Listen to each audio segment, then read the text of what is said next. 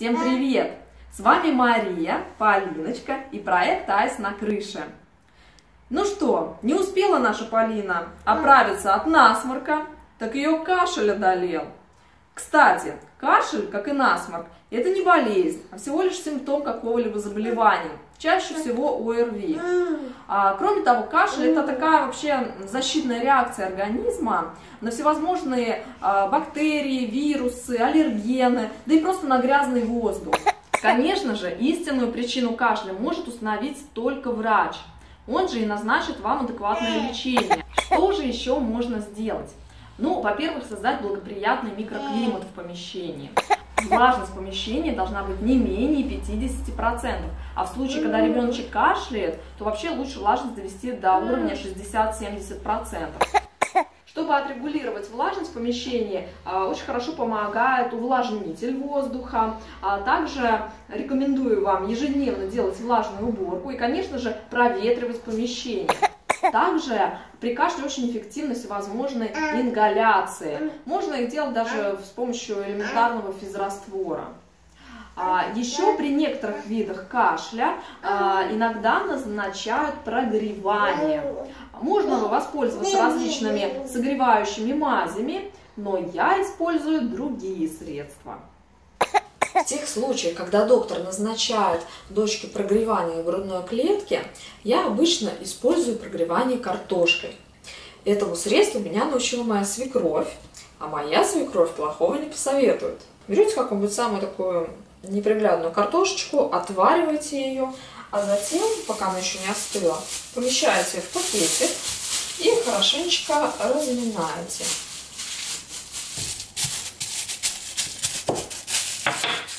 Вот размяв ее таким образом, в принципе, можно уже непосредственно прикладывать ребенку на грудь. Картошка очень долго держит тепло, поэтому получается такое глубокое прогревание.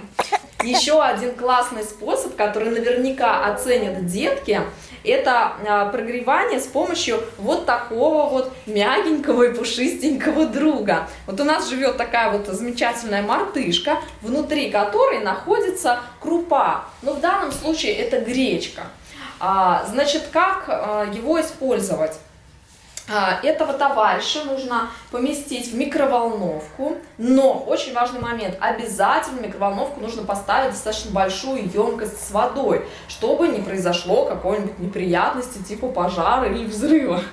Вот. Затем вы ставите режим обычного нагрева. Вот, таким образом, там, ну, минута-две обычно я грею таким образом его, потом достаю из микроволновочки и кладу доченьке на грудь.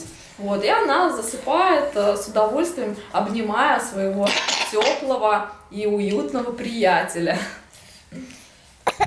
Всем известно, что при кашле очень хорошо помогает теплое молочко, особенно если с маслом. Однако, далеко не всем нравится такой напиток на вкус. Тем более, что, например, сливочное масло, оно для маленьких деток, может быть, даже будет жирновато. Сейчас с вами поделюсь рецептом, который я изобрела, пока жила в Латинской Америке. Все очень просто.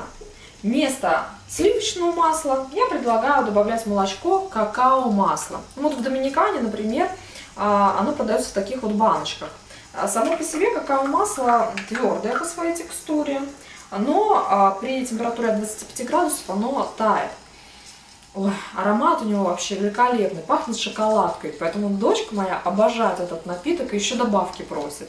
В чем же ценность и польза такого масла? Дело в том, что именно какао-масло содержит огромное количество полезнейших витаминов, минералов и микроэлементов, которые оказывают общеукрепляющее действие.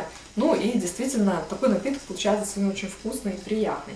Вот я добавляю это в молочко и вот таким образом разогреваю все это вместе. Вы, наверное, спросите, где же взять такое масло-то у нас в России? Но на самом деле, конечно, в обычном магазине вы его не найдете.